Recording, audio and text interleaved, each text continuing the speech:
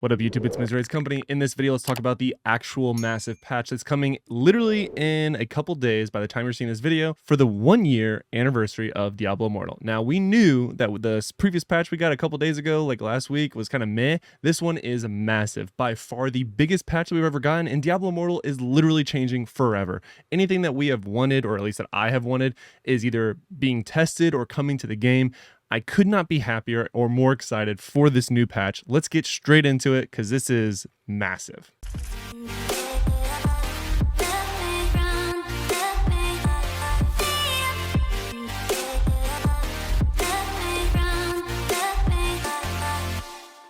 All right, so there's Steel Yourself in the Face of Destruction's Wake. So we're not going to read through literally every single word because this is a massive patch notes, and we're going to be making several videos in the coming days breaking down individual parts of this because it is just way too much to cover in one video.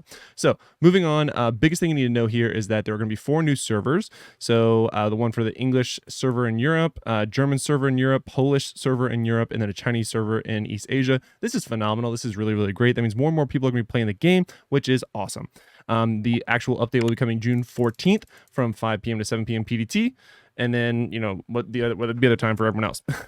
Moving on, look at all of this different codex. So first up is going to be the new zone and new quest line. So again, this is a lot. So there will be a brand new main quest line that you must first reach Hell difficulty 6 to complete. And then what else is impacted here? So the zone is plagued by the afflicted, locals who have been transformed into a new evil by the curse. Interesting. And yeah, so all in all, basically it's a bunch of lore here. Really excited for the new zone. Can't wait to see what it looks like. Hopefully we get some new bounties as well as shadow quests, because I'm really tired of doing the same old shadow quests. I don't know about you guys, but it's exhausting. Now this is really fun. So Inferno Difficulty and Heartthroat Demons. Heartthroat. So these guys, this is a pretty sick image. I'm not gonna lie. I mean, look at these guys. They are badass looking. So a hotter degree of difficulty has erupted from the depths of the burning hells, Inferno. To unlock Inferno Difficulty 1, you must defeat Penguith, Warmouth Feeder on Hell Difficulty 8, be at least Paragon level 800 to unlock Inferno Hell Difficulties 2 and 3. You must dispatch a new breed of evil, the Heartthroat Demons, playing on Inferno Difficulty. Gives you access to the new Inferno Difficulty leaderboard, new legendary items to enhance your build, and the new Stances combat mechanic. Very interesting. So I'm not even gonna try to say some of these names, but this is this guy. Putrick, and then we got Strazos. Guess I am trying to say their names, aren't I? Gebdu, Mountain Breaker. The artwork is phenomenal. This guy looks terrifyingly epic. Kulu of the Crooked Grin. This guy looks like probably my favorite looking one, honestly. Like, yeah. Oh wow, look at this guy. Yamnal of the Deluge. Interesting. Saroon Scott. Wow, this guy is freaking massive. Look at that. Interesting. So new to the Heliquary Gauntlet, Heartthroat Demons, the vile Heartthroat Demons, can now be fought in the Heliquary Gauntlet. Completing the Inferno Heliquary Gauntlet for each difficulty level will earn you cosmetics from the Scions of the Storm agent set. Visit Rayek to begin the challenge of a lifetime. That's pretty sick. So the Heliquary Gauntlet will now reward a cosmetic. We like that. That's a pretty good W. New combat mechanic stances. As you can see, it's right here. It looks like there's a 30-second cooldown, and there's an offense and a defensive one for each different character. All right, so yeah, this is going to be called Stances. It is unlocked in the Inferno difficulty. Once you play it on this difficulty, you'll see a second set of weapon slots unlocked. Equipped items to these slots for Stances to automatically enable itself. Interesting.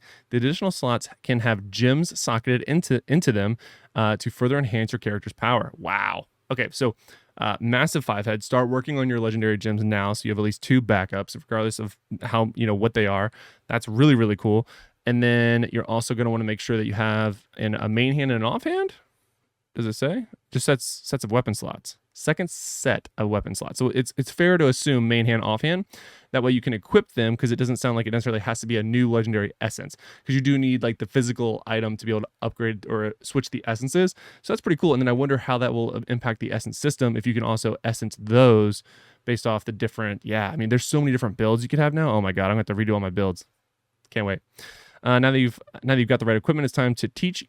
And like, well, also hold on before we move on. That also means that resonance wings are gonna be easier to get because you're getting 2 more slots to be for all players, obviously. But like for people who are close to a certain resonance wing, you can maybe even get it easier because you have 2 more gems you could help add to your total resonance.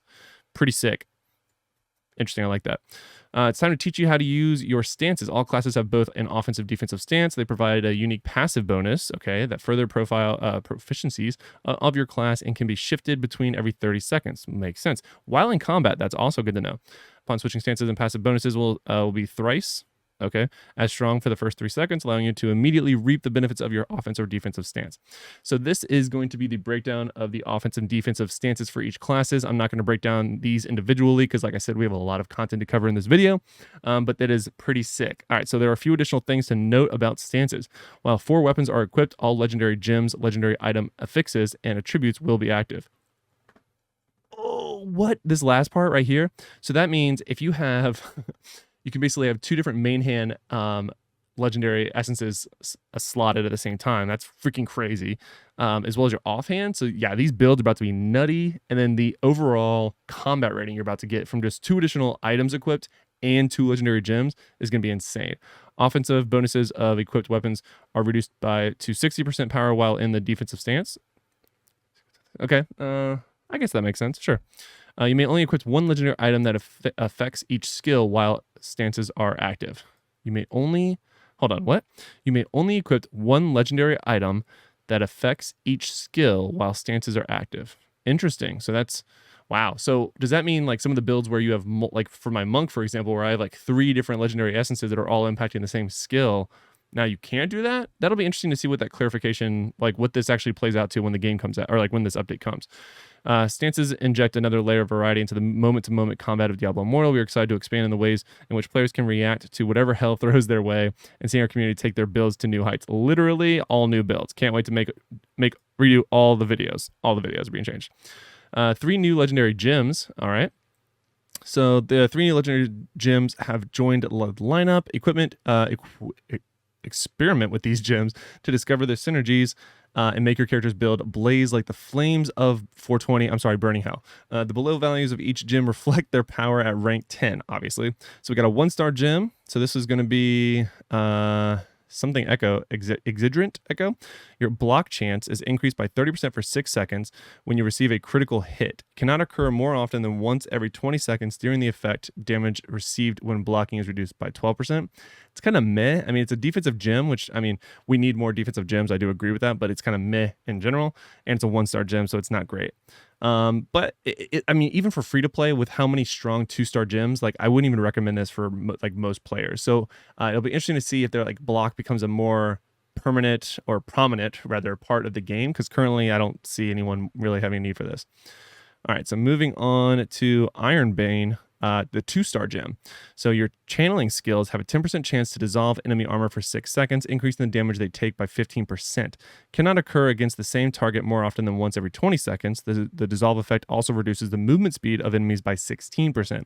Now this is of course at rank 10, so your channeling skills have a 10% chance. So every time you get a tick of damage on a channeling skill, you have a 10% chance, which isn't a high chance at all, to dissolve their armor, which increases the damage they take by 15%. Okay, I mean, I'm there. I see the value there. That's okay, right? So I mean, most builds, especially like wizard builds, aren't prominent for channeling anymore. Like some of the better builds are actually not channeling, so that's interesting. All right, so moving on to the 5-star. Of course, it's 5 out of 5. 1K resonance there. We're all going to have that, obviously. Starfire Shard. When you deal damage, you have a 30% chance to rain meteors in an area, dealing 500% base damage, plus 2,026 in total. Cannot occur more often than once every 20 seconds. The meteorites also scorch the ground for 2 seconds, burning enemies in the area and dealing 40% base damage every second. Whew. Ooh, wow, that one is strong. Talking about like a farmer's like dream. It's gonna, I mean, the value of this gem is really gonna depend on how big the circle is. But I mean, ultimately, every 20 seconds, all your attacks, when you deal damage, you have a 30% chance. 30% chance. 30. That's very, very high for one of these. and the damage is really high as well. I mean, this is, I know it's, I'm fully aware this is a rank 10 and we're never going to see this, but I mean, yeah, this is a lot of damage, and depending on, it happens once every 20 seconds. That's also really, really good. The meteorites also scorch the ground for 2 seconds. And you can see the clarification there on the actual screenshot. Really good gem there. We'll talk about that more later on. Modify your drop tables, and this is pretty normal for everyone else. If you haven't played this game before, when the new legendary gem comes to the game, especially a 5-star from June 15th to July 13th, which is actually a lot of time, it's a full month, players have the option to enable a modified drop table for the legendary crest when running Elder Rifts. Once enabled, you'll be able to basically say if you get a 5-star legendary gem, you can have a 50% chance of getting the new one. That's how a lot of people max out the new gems as soon as they come out. Interesting. Oh, and additionally, whenever you receive a 2-star legendary gem as a drop, there's a 50% chance you get Mother's Lament. Ooh, interesting. I like that. Okay, and then players can enable, so same, July 13th. So after this one, players can enable a modified drop table legendary crest to choose 12 5-star legendary gems. Wait, what? Which allows them to choose 12 5-star legendary gems whenever you receive a 5-star legendary gem, it is guaranteed to be one of those gems you selected. 12, 2, 4, 6, 8, 10. Interesting. I mean, okay, sure. Yeah, this is, if you're going to push, I would do this one first and not this one, because this new gem is pretty sick. I'm not going to lie. This one, yeah, meh. It's okay. I mean, it's good they're doing it, but whatever. New set, Seeds of Sown Gold. So this will only be accessible on Inferno Difficulty, which makes sense. The set is centered around the channeling skills and reward players who continually channel to deal additional damage. Interesting. So 2 set, continually channeling a skill grants the same enemy gradually increased the damage of that skill up to 30%. Wow, that seems good for a 2-piece. Literally seems really, really good. All right, so Seeds of the Sown Gold, 6-piece bonus. Oh, I'm sorry, I skipped one. For the 4-piece bonus, after you stop channeling a skill, enemies hit by it take an additional explosion of damage for 30% of the damage dealt to them by that channeling skill. All right, so for the 6-piece now, after you start channeling a skill, gain Artisan's Endurance for 8 seconds. So, which is while channeling under the effect, of Artisan's Endurance, you are immune to knock-up effects, and damage damage dealt to you is reduced by 40%.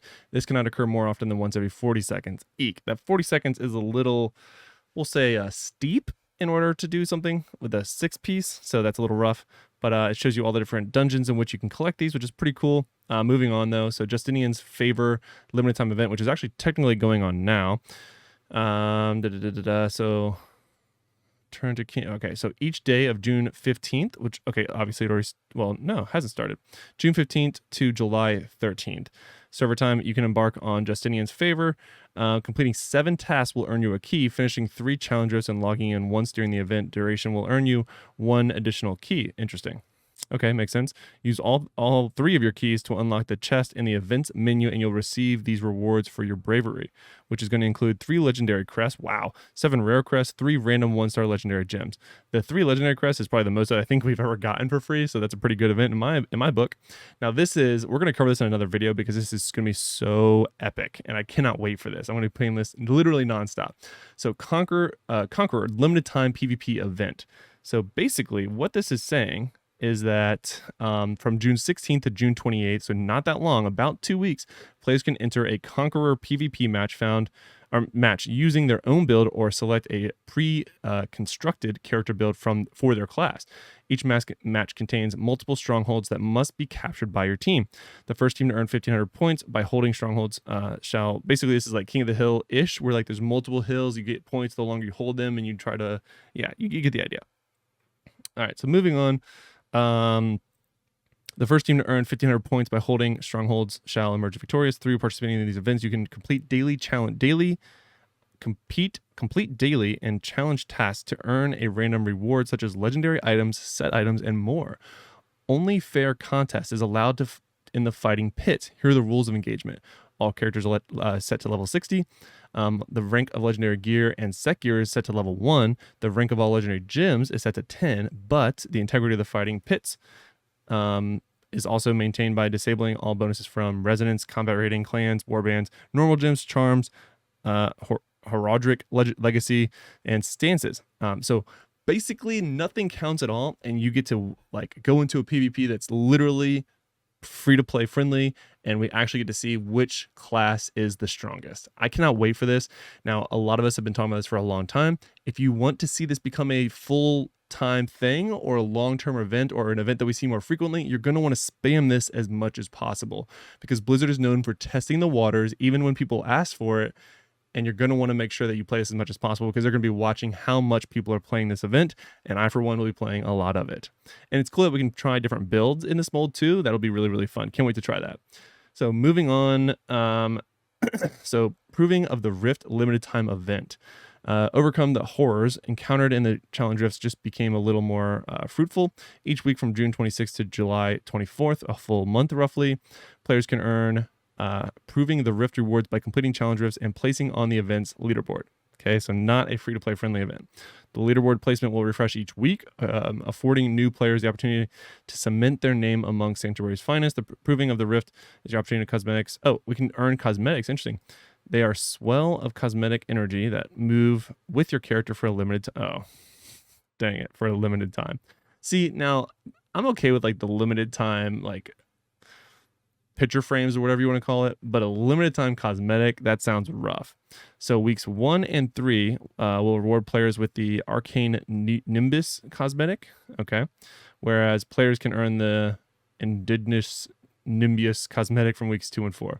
Can't see the actual cosmetic all that well. It looks kind of meh, except for the glowing part. That's kind of sick. So okay. So basically, the higher the placement, the longer this lasts, with which a maximum of 7 days, which is pretty meh. You can see you get some decent gold and hilts there, which is pretty nice. So that's okay. Even all the way down to rank 1,000, which is pretty cool. So that's not bad. So recruit a friend, recall a friend. We know what this is. You get rewards for doing it. They're trying to get people to come back to the game. Makes a lot of sense. But yeah, so looks like you get up to, if you recruit 50 recruitment points, you get 3 legendary crests and 9 rare crests. So okay. Infernal Knowledge. In Sanctuary, a few are capable of completing okay, but you adventurer have considered, okay, what is this? From June 17th to June 25th, so a little over a week, completing daily tasks will unlock various milestone rewards for your heroics, such as completing three tasks, 1 random legendary item, okay, 3 rare crests, 1 Telluric Pearl, 1 legendary crest. So this is, again, one of those sort of like log in and do stuff. Also, can we talk about how she looks like high as hell? Hey, yo, girl, what you been smoking? Anyway, moving on. So that's one of the typical like login mobile events. Pretty good. I'm not complaining at all. I like those. Speaking of another one, All Clans on Deck. This one's pretty widely popular, which is probably why we're seeing it so frequently. Good to see it coming back. If you have seen any of my videos, I've covered that pretty extensively. New legendary items, new skills, and new class balances. So new skills. We're adding an additional skill for each class that unlocks at level 53. Whoa! These will be ready the second it comes out. That's sick. Okay, I thought these were going to be unlocked in Inferno, and they're not. They're unlocked for literally everyone at level 53. I love that. All right, so oh, I actually have a little video. This is cute. I wonder what the volume's going to be like. Let's test. Not bad. All right, so good and high quality. So another AoE slam, pretty good. It's called Sunder. Briefly launch into the air and smash the ground with your weapon. Generate a huge shockwave that deals damage to all enemies in the area. All right, pretty fun.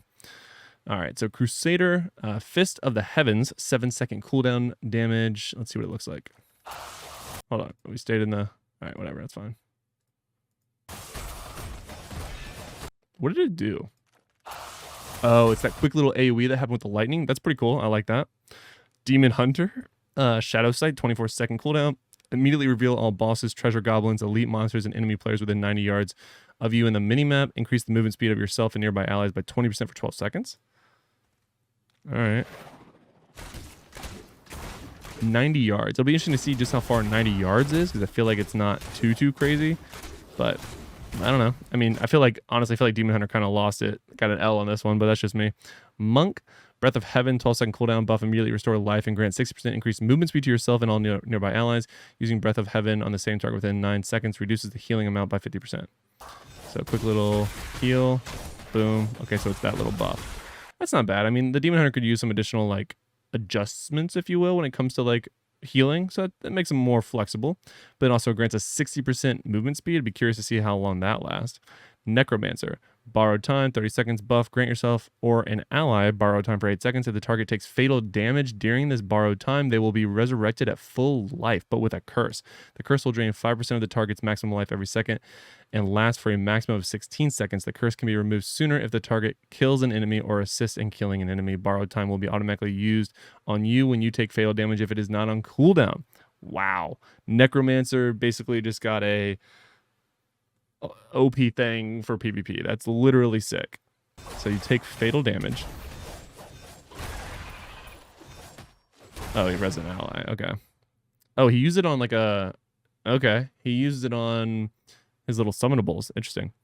Moving on. So Wizard, one of my favorite classes.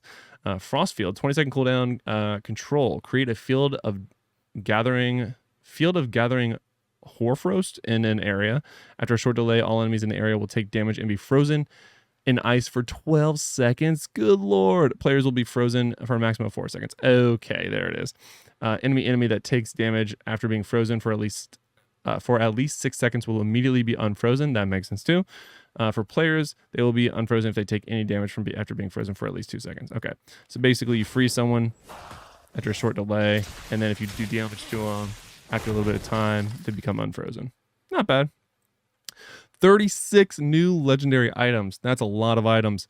So this will be from only Inferno Difficulty 1 and above. Womp, womp, womp. All right, so we're not going to cover this one. We'll cover this one in a different video because we are not at Inferno Difficulty yet. So I don't want to get your hopes up for all the different new stuff. So we'll cover this in a later video.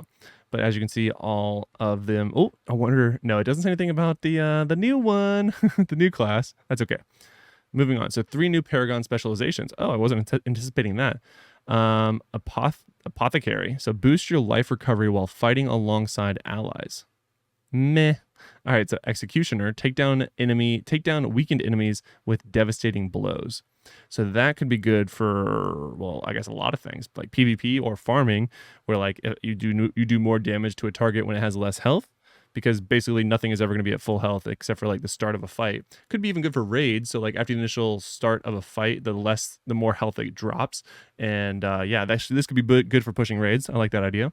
So Weaver, skillfully intertwine your attacks together to create the ultimate offense. Something tells me like there's going to be like a cooldown, if you will. So you use an ability within X amount of seconds, you get more damage. So it's going to be really good for those classes like a monk, where you can sort of like spam multiple attacks without having all of them go on cooldown. Interesting. So class balances. Here we go. So barbarian skills. Oh wait, how many of these? All right, it's actually a lot. So there have been some buffs and nerfs. We're going to cover this in a different video as well. Looks like barbarian items got the most changes there because Crusader got very little. Demon Hunter got a little bit. Monk got not too much. Necro a little bit. Wizard close to nothing. All right, so featured update combat rating adjustments. Interesting. I did not know this was coming. So combat rating and primary attributes are now separate statistics. The combat rating for items will be displayed directly on them and is no longer based on the item's attribute. Interesting.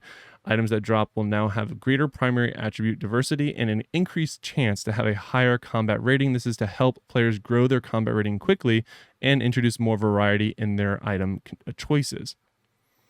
Interesting like that. So battleground and challenger schedules. So basically, big summary of this, instead of having like the Cycle of Strife have control over the battleground season as well as the challenge rift, they're both going to be on, what is it, 10 weeks? 5 weeks? Where is it? 10 weeks. So they'll be on a 10-week cycle that is independent from the Cycle of Strife. Ultimately, I think this is a massive W just to make it its own thing. And I'm really good with this. I'm excited for it. Moving on. Hidden layer rewards. We knew this one was coming. So hidden layer rewards, guaranteed normal gems for each objective up to a weekly maximum of 21 hidden layers or 42 floors. The entrance menu will still indicate whether the player has received or reached the individual cap for each gem type. And by gem type, not literally each individual gem type, but like bound and unbound is what they're referring to there. But it is now a weekly total instead of daily. This should reduce the effort needed to earn all associated rewards and assist players who might be catching up. I actually like this a lot. So for me, I don't have a lot of time on a daily basis to play Diablo Immortal, but I do big sort of chunks of gameplay when I do have time, and this is really good for that sort of catch-up mechanic on a weekly basis. So Accursed Towers to give smaller clans increased opportunity to claim towers and allow a smoother start to the season on servers with the higher populations. We made some adjustments to Accursed Towers. So the maximum tower number, okay, so from 150 to 200, love that. The number of regions has increased from 3 to 4, love that as well. 2 regions will unlock during the first week of each season. Okay, sounds cool. Ancestral Tableau. So to support the adjustments to combat rating on gear, the Ancestral Tableau will now have a separate stat for combat rating. Max bonus values for each stat except combat rating will use the highest value among items placed in the tableau. The max bonus value of combat rating will be determined by the averaging up the top 4 combat rating values of. Okay, that makes a lot of sense. Basically, they're separating out like stats and combat rating. Makes a lot of sense to me. I like that a lot. All right, so Deeds of Valor badges. The Akada's Chosen Shadows clan leader badge now requires that you be the leader of a top 10 clan by the end of the Immortal reign. So this is a direct nerf to people who were leaving their main clan to go to a smaller one in order to get like that massive badge every single season. So ultimately, I think this is a really good change because now it's only the top 10 clans. It shouldn't affect too many people because basically if you're in the top 10 clan, you would be getting it anyway. So additional Battleground will no longer count towards your, additionally, Battleground will no longer count towards your Deeds of Valor badge because Battleground no longer resets with the Cycle of Strife. Love that as well. All right, so Shadow Daily's quest change. The Shadow Daily change, when a Battleground is now set to play a Battleground match to allow a quicker completion. That sounds good. Immortal Eternal Crown bonuses. When a new Immortal reign starts, the Immortal's Eternal Crown bonuses will now begin at 16% damage increased and 16% damage defense increase. The maximum benefit. Okay, so basically the Immortals are just far too weak in compared to the Shadows because you can basically blaze through your Path of Blood on day 1 and get a pretty massive, buff compared to the Immortals. So this is just like sort of a nutrition buff, if you will, for the Immortals. This makes a lot of sense. I wouldn't freak out about this too much. Paragon specialization in Battleground. Basically, they're making it so you can't change it within the Battleground. Apparently, people were using X Paragon tree, using all the cool abilities when they were on cooldown, switching to a new one when they're outside of combat. This makes a lot of sense. I didn't know you could do that. Glad they changed it. Codex objectives for Inferno difficulties. The new Codex objectives for Inferno difficulties 1, 2, and 3, they unlock at Paragon level 800, 900, and 1000 respectively. Prodigy's Path refresh.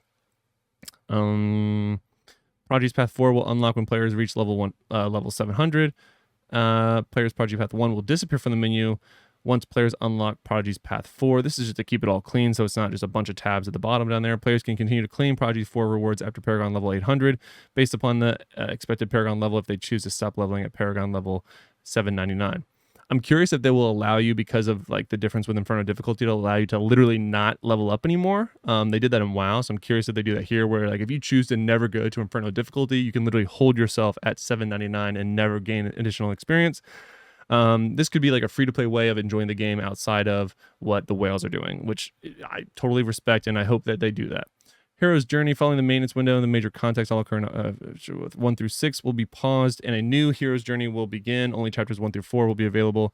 Okay, yeah, makes sense there. Activity Scheduler, scheduled activities created by your fellow warband and clan members will now display a red dot to increase their visibility. That makes sense. It's also going to be hell of annoying, so that way you basically have to look at it, because if you're like me, you don't want to be looking at red dots all day. So that's going to do it for the full breakdown of the patch notes. Like I said, it is a lot, and I did fly through it, but I do plan on making several videos in the coming days about all this content, because I'm actually very, very excited for it, and there's a lot to cover. Well, let me know what you're most excited about for this new update in the comments below. And until next time, guys, lock it in.